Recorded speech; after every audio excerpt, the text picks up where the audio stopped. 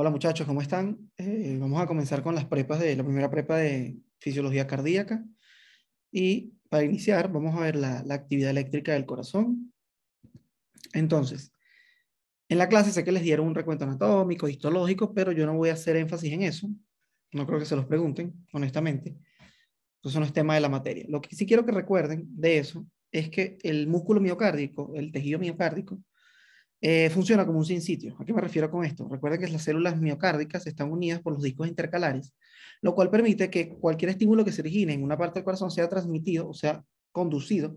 Es esa capacidad de conducción que tiene el corazón de transmitirse a todo el músculo y que se contraiga uniformemente. Eso es lo normal.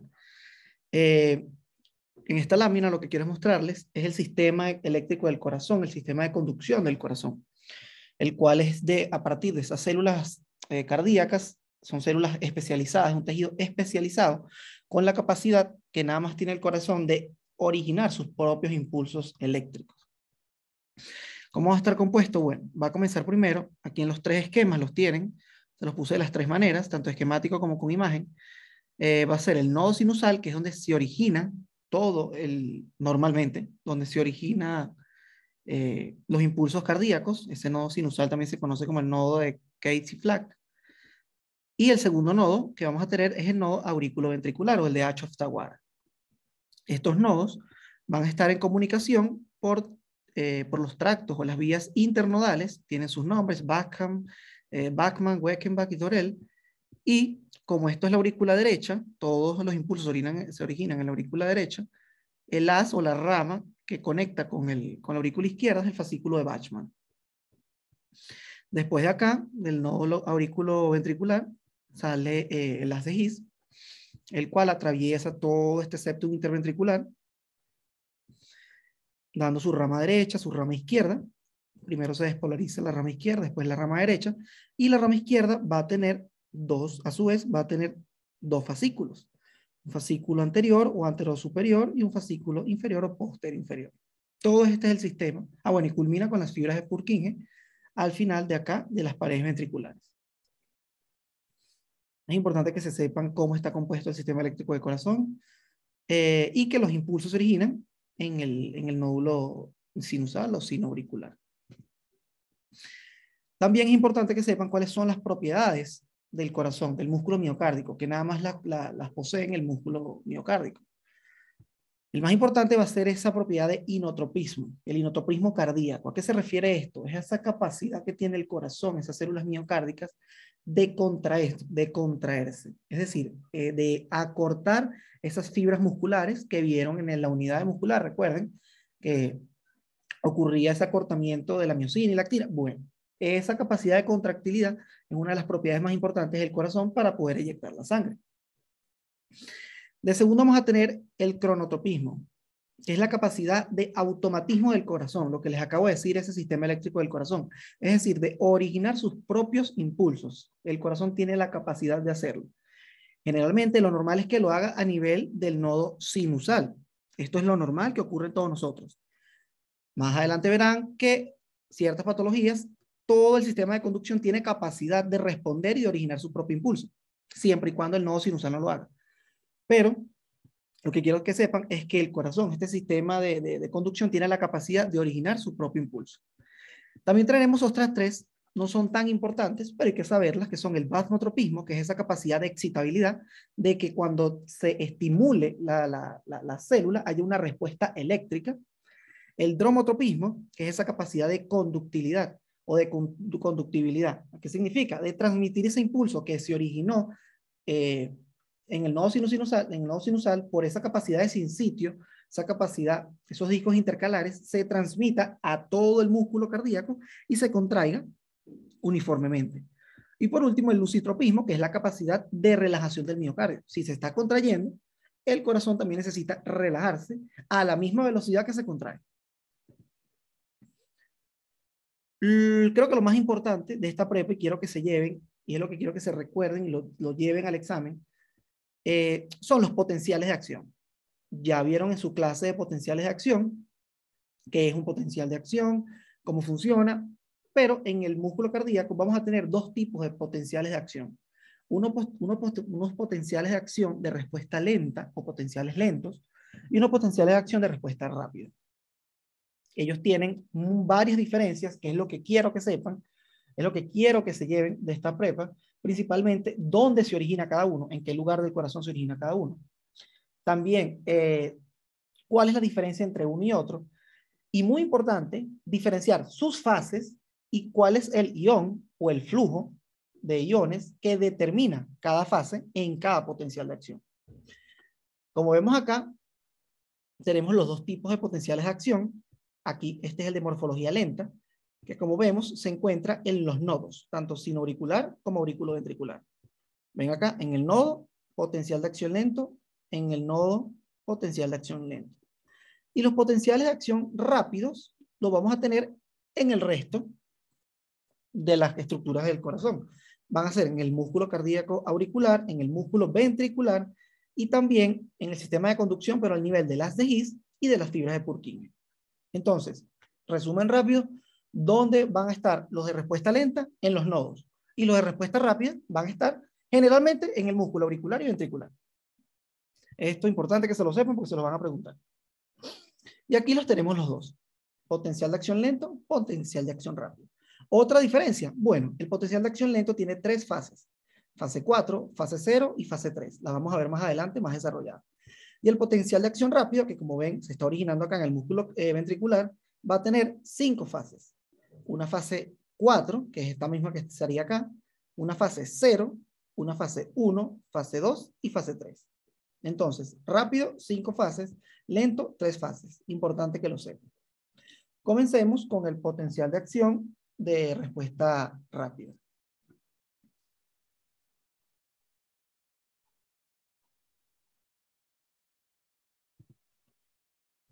Ok, primero esta diapositiva que está acá. Con respecto al potencial de acción de respuesta rápida, lo importante es saber que va a tener un potencial de membrana en reposo. Eso es lo que caracteriza el potencial de acción de respuesta rápida. Posee un potencial de membrana en reposo. Ya van a ver por qué. Y además de que posee un potencial de membrana de reposo que tiene un valor de menos 90 milivoltios, tiene la característica de una meseta sostenida. Estas son las dos características que caracterizan a este potencial de acción. Ya van a ver por qué, más adelante, por qué tiene ese potencial de membrana de reposo, que es la estructura o el canal que lo permite. Y como vemos, literal, esta imagen resume todo lo que quiero que se lleve. Sin embargo, lo voy a ir desarrollando poco a poco, fase por fase, ion por ion. Pero prácticamente es esto. Quiero que sepan cuál es el canal que se encuentra en cada fase, cuál es cada fase y qué significa cada fase. Ok, comencemos con la fase 4. La fase 4 es ese potencial de membrana en reposo. ¿De qué depende el potencial de membrana en reposo? Va a depender del potencial de equilibrio del potasio. Recordemos que el potasio es ese ion intracelular. ¿Y quién es el que va a mantener que se encuentre el potencial de membrana en reposo? Como ya les había mencionado en sus clases anteriores, es la bomba de sodio-potasio. ¿Por qué se genera el potencial de membrana en reposo? Es por una corriente de salida continua de cargas positivas, en este caso va a ser el potasio, y lo que facilita la repolarización y mantiene esa negatividad celular. Les mencioné que era un valor entre menos 80, menos 90 milivoltios. ¿Por qué se mantiene? Ya les dije, por la bomba sodio-potasio y por unos canales que son los canales IK1. Eso es lo que quiero que recuerden de esta fase. Fase 4. Potencial de membrana en reposo con un valor de menos 90 milivoltios, mantenido tanto por la bomba sodio-potasio como por los canales IK1. Son canales de potasio, obviamente. Vamos ahora con la fase 0. La fase 0, la tenemos acá, es una fase de despolarización rápida. ¿De qué depende esta fase de despolarización? Va a ser por una entrada, es por un influjo de sodio. El ion acá va a ser sodio. O sea, se incrementa la conductancia del sodio, se abre un canal de sodio, ingresa el sodio, este canal es un canal C, canal de sodio, y lo que me va a generar es que ese potencial de membrana que estaba en menos 90 milivoltios alcance valores positivos como podemos ver acá. Se despolarizó la membrana. Al valor de menos 90 milivoltios, todos los canales de sodio se van a encontrar disponibles para ser activados. Sin embargo, cuando este potencial alcance menos 60, los canales van a estar inactivos. Es decir, todo canal de sodio que se encuentre por encima de menos 60, es decir, menos 60, menos 50, menos 40, menos 20, 0, más 20, se van a encontrar inactivos. Es decir, no se puede generar otro potencial de acción. Pero en menos 90, por eso esta respuesta es tan abrupta, porque todos los canales de sodio a menos 90 milivoltios se van a encontrar disponibles para ser activados. Se produce un estímulo y en el momento que yo genero el estímulo, ¿qué va a pasar?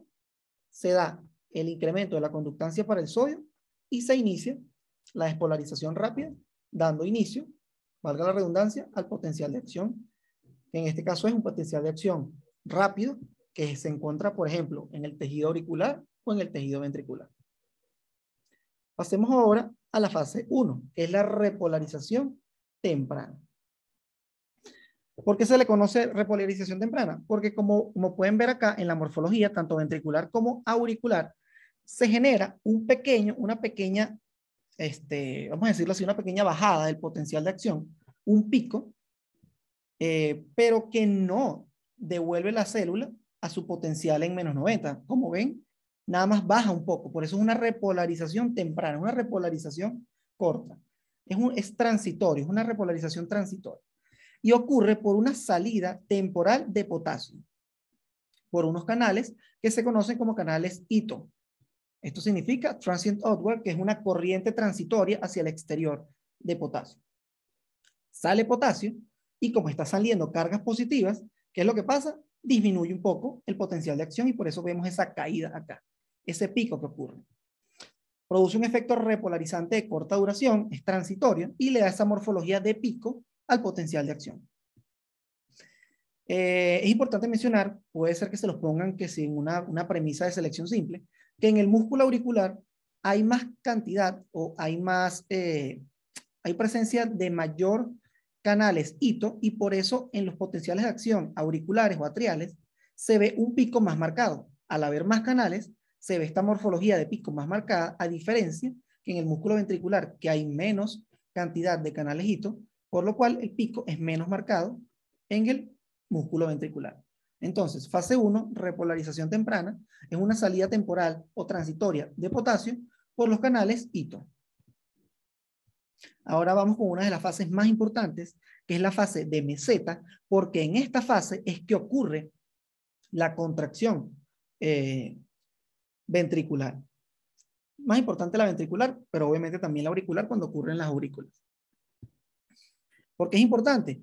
Porque ¿cuál es la finalidad del corazón? Nosotros queremos que es un órgano que su función principal es contraerse para hacer la eyección de la sangre. Entonces, su función más importante va a estar acá en la fase 2 de meseta.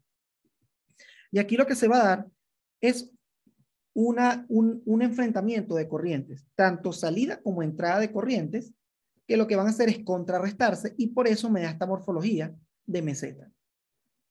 ¿Cuál va a ser el más importante? O el que va a aparecer en esta fase, va a ser el calcio. El calcio va a ser el ion más importante acá. Se va a dar una corriente de tendencia despolarizante, por lo cual es una corriente de entrada, porque está despolarizando. Están entrando cargas positivas hacia el interior de la célula, hacia el interior de la fibra miocárdica.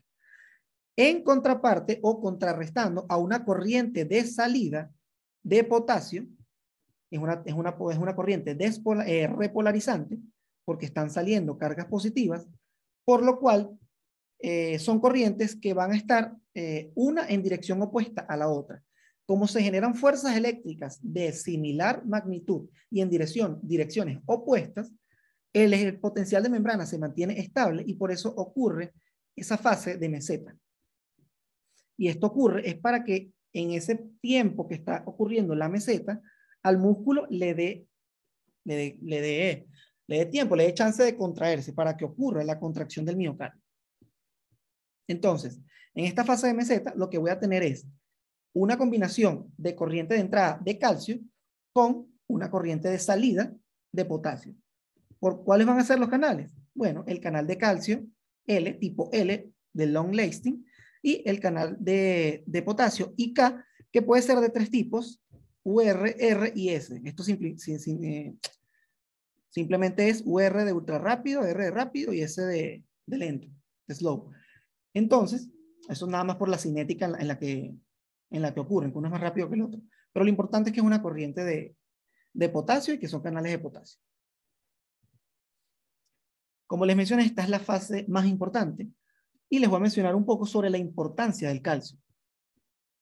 Esa entrada del calcio lo que me permite en esta fase de meseta es que haya liberación de más calcio de los depósitos intracelulares. ¿Y dónde se encuentra el calcio depositado intracelularmente? Dentro del retículo sarcoplásmico. El retículo sarcoplásmico es el retículo endoplasmático de la molécula de la célula miocárdica. Y esto es lo que me permite el inicio de la contracción. Siempre que les mencionen calcio, eso es lo mismo que contracción. Sea músculo miocárdico, sea músculo liso de los vasos, calcio es contracción. Por eso es la fase más importante. Si el calcio aumenta, aumenta la contracción. Si el calcio disminuye, disminuye la contracción. Calcio y contracción son directamente proporcionales. Y un datico rapidito, cuando hablamos de un ionotrópico, un agente ionotrópico, que era la propiedad ionotrópica, es la capacidad de contracción. Y estamos hablando que la contracción depende del calcio. Entonces, todo ionotrópico negativo y ionotrópico positivo van a actuar en diferentes puntos, pero sea donde sea, van a modificar concentraciones de calcio, porque todo lo que tiene que ver con contracción tiene que ver con calcio. Vamos a hablar ahora, por último, de la fase 3, que es la fase de repolarización tardía. Recuerden que había una fase de repolarización temprana y por último vamos a tener una fase de repolarización tardía. Y como su nombre lo dice, ya va a llevar ese potencial de membrana, la membrana celular va a ir a su potencial de reposo otra vez, es decir, se repolariza y lleva otra vez el potencial de membrana al potencial de reposo. Esto va a estar determinado en principio por ese mismo canal de IK de la fase anterior, que en el momento que se detienen o que se bloquean, se inactivan los canales de calcio, cuando va disminuyendo acá el potencial de acción poco a poco, llega un punto en que se inactivan los canales de calcio y solo quedan los canales de potasio. A ese canal de potasio se le conoce como rectificador retrasado, que él actúa entre la fase de meseta, es el mismo de la fase anterior, es este mismo, el rectificador retrasado, era el mismo que estaba actuando en la fase de meseta, solo que cuando llega a cierto nivel de potencial de membrana, el de calcio se inactiva, queda solo el de potasio, el rectificador retrasado, y en la mitad de la fase 3 se activa un segundo canal de potasio que se conoce como rectificador interno y es el que actúa ya en el final de la fase 3 y en la fase 4. Esto es una corriente de potasio hacia el exterior, o sea, es salida de cargas positivas, por eso es una corriente repolarizante. Y esto lo que hace es llevarme el potencial de membrana hacia el potencial de reposo otra vez. Entonces, el rectificador retrasado, IK, solito, me lleva el potencial de membrana a menos 60. Pero ya entre menos 60 y menos 30, se comienza a activar el rectificador interno que les mencioné, el IK1, y es el que finalmente me lleva de nuevo el potencial de membrana a su valor de reposo. Por eso, esa característica de potencial de membrana de reposo que les mencioné, que era importante de los potenciales de respuesta rápida, es en parte debido a que las células ventriculares, auriculares, poseen estos canales IK1 de rectificación interna. Es lo que me permiten la llevada del potencial de membrana de nuevo a un potencial de membrana en reposo en menos 90. Espero que esto haya quedado claro. Si no, bueno, me pueden hacer cualquier pregunta sobre esto. No es fácil así a la primera, pero como les dije, lo importante es que sepan fase, que sepan cuál es el canal o cuál es el transportador que permite esa entrada del ion, cuál es el ion y si es de salida o es de entrada. Si es de tendencia despolarizante, o si es de tendencia repolarizante. Hay un concepto importante que hay que dejar siempre claro en este tema, que es el de periodo refractario. ¿A qué se refiere con un periodo refractario? ¿Refractario a qué? Refractario a que no se puede generar de nuevo un potencial de acción. Es decir, es en el tiempo en el que esa célula cardíaca o miocárdica no es capaz de generar de nuevo un potencial de acción, a pesar de que la intensidad del estímulo sea la más grande que hay, o sea, más grande que la anterior. ¿Esto qué es lo que me permite? Me permite que no se alcancen, que en el corazón no se alcancen frecuencias tan altas, porque esto simplemente lo que llevaría es a la muerte de la persona. Como una forma de protegerse la célula miocárdica, que no los tienen las otras células musculares del cuerpo. ¿De qué depende? Depende de la cinética de los canales de sodio. Porque se acuerdan cuando les mencioné que cuando el potencial de membrana llegaba a menos 60, el canal se inactivaba. Bueno, esto es lo que me permite que exista un periodo refractario. Que como la cinética de los canales de sodio al llegar a menos 60 se inactivan hasta que el potencial, se los explico con la imagen, si aquí es menos 60 y aquí en todo este tiempo está inactivado el canal de sodio, ese periodo refractario lo que me está permitiendo es que en toda esta zona, en todo este tiempo, no ocurra de nuevo una despolarización. ¿Y por qué me conviene que no ocurra de nuevo una despolarización? Porque ¿qué pasa en la fase 2? La contracción. El músculo tiene que protegerse porque si una contracción ocurre sobre la otra, no se daría una eyección de la sangre de forma adecuada. O sea, no sería compatible con la vida. Por eso mismo, a partir de menos 60 se inactivan los canales de sodio. ¿Para qué? Para que no ocurra otra estimulación de la célula cardíaca. No se dé otro potencial de acción. Y existen tres tipos de periodos refractarios: el periodo refractario absoluto, el periodo refractario efectivo y el periodo refractario relativo. Se aprenden los tres, ya saben, con esto que les dije, ya entendieron claramente lo que es un periodo refractario. Entonces, se aprenden los tres periodos refractarios, en el cual el absoluto es en el que la célula es totalmente inexcitable. No se genera un potencial de acción propagado en un estímulo supraumbral. O sea cual sea el estímulo, no va a haber no va a haber una generación de potencial de acción. Y abarca desde la fase 0 hasta la mitad de la fase 3. Es decir, desde la fase 0 hasta la mitad de la fase 3. ¿Y qué coincide con la mitad de la fase 3? Menos 60. El periodo refractario efectivo es cuando ya por debajo de menos 60, es decir, en esta zona, si hay un estímulo que es supraumbral, se genera un potencial, pero es un potencial local y no se propaga. Lo importante es que no se propaga. Y como no se propaga, no hay una contracción. Y por último, el periodo refractario relativo, en el cual si el estímulo es supraumbral, o sea, sobrepasa el umbral, sí se genera un potencial de acción, pero es de menor amplitud y es de menor duración, por lo cual no es efectivo. Y aquí lo tenemos. Yo creo que se ve mejor con esta imagen.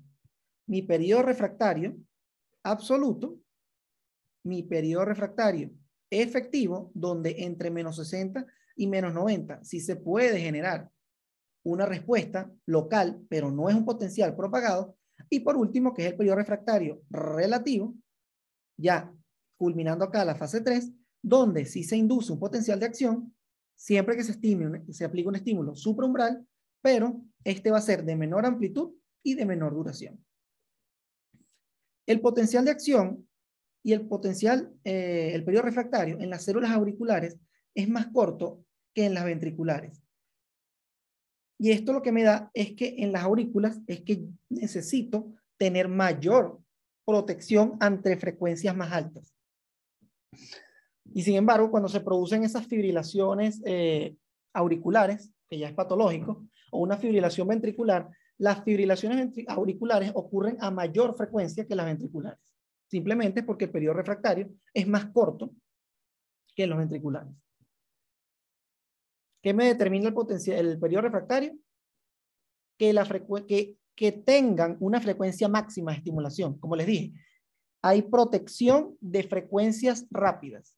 El músculo cardíaco se protege de que no hayan frecuencias cardíacas que sobrepasen, no sé, valores incompatibles con la vida. Y aquí los tenemos con colores para que se vea mejor. Mi periodo refractario absoluto, donde no se genera un potencial de acción, sería acá. No hay, simplemente no hay potencial de acción. Aquí, que es a menos, es por encima de menos 60. Bueno, le doy pausa cuando pase la siguiente y esto no se cierra, ¿vale?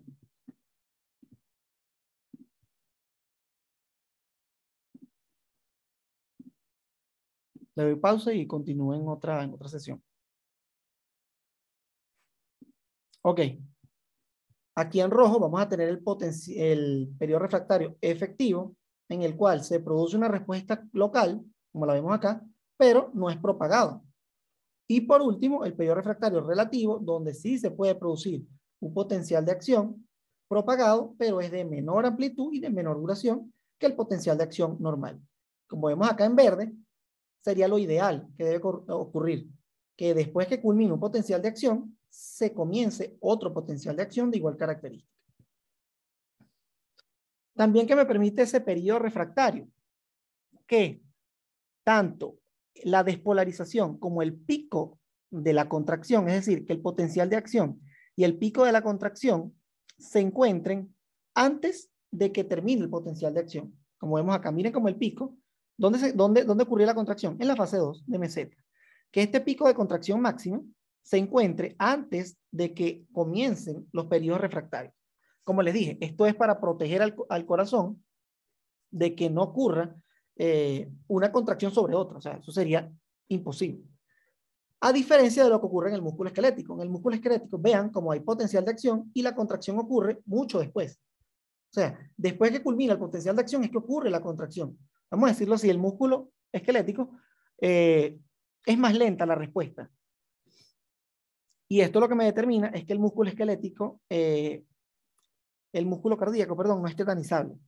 Como vieron en su clase muscular, el músculo esquelético se tetaniza cuando se hacen estímulos repetidos.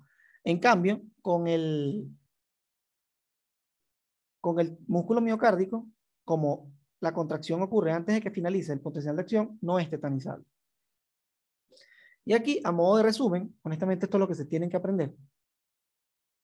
Tenemos integrado todo el potencial de acción de respuesta rápida, tanto en aurícula, con su pico marcado, como en ventrículo, con su pico menos marcado, con sus 5 fases, 4, 0, 1, 2 y 3. Aquí la fase 2 es más marcada en el ventrículo, en la aurícula es menos marcada, sin embargo, existe una fase 2 MZ, y con todas las corrientes. Fase 4, vamos a hacer un repaso rápido. Fase 4, ¿qué me permitía estar en la fase 4? Además de la bomba sodio-potasio, que me permite ese potencial de membrana menos 90, va a ser el canal IK1, que es el que me permite esa salida, véanlo acá, esa salida de, si está hacia arriba, salida, esa salida de potasio, una corriente repolarizante de potasio. Vamos a la fase 0. ¿Qué es la fase 0? Es la fase de despolarización. ¿Qué pasa con esta despolarización? Se lleva el potencial de membrana a valores positivos. ¿Y cuál era el canal importante? Y el ion importante, un canal de sodio con entrada de iones sodio. Después viene la fase 1, repolarización temprana. ¿Cuál era el canal importante? El canal hito, que era un canal de ¿qué? Con entrada de potasio. Perdón, salida de potasio. Como hay salida de potasio, repolariza tempranamente, pero después ocurre la fase 2, que es la MZ, que es direcciones opuestas, flujo de iones en direcciones opuestas, pero de igual magnitud, tanto de calcio, entrada de calcio por los canales IKL, y salida de potasio por los canales IK, que son ultra rápido, rápido y lento, pero es salida de potasio contrarrestando a una entrada de calcio, por eso ocurre la fase de meseta. Y por último, la fase 3, la repolarización tardía, que ocurre tanto por estos mismos canales de potasio, que quedan activos, se desactivan los de calcio, quedan activos los de potasio, sigue saliendo potasio y finalmente ese mismo IK1 me lleva el potencial de membrana a menos 90 de nuevo y se repite el ciclo otra vez en fase 4 en potencial de membrana en reposo. Ok, ahora vienen los potenciales de acción de respuesta lenta. Voy a pausar acá y grabo otro.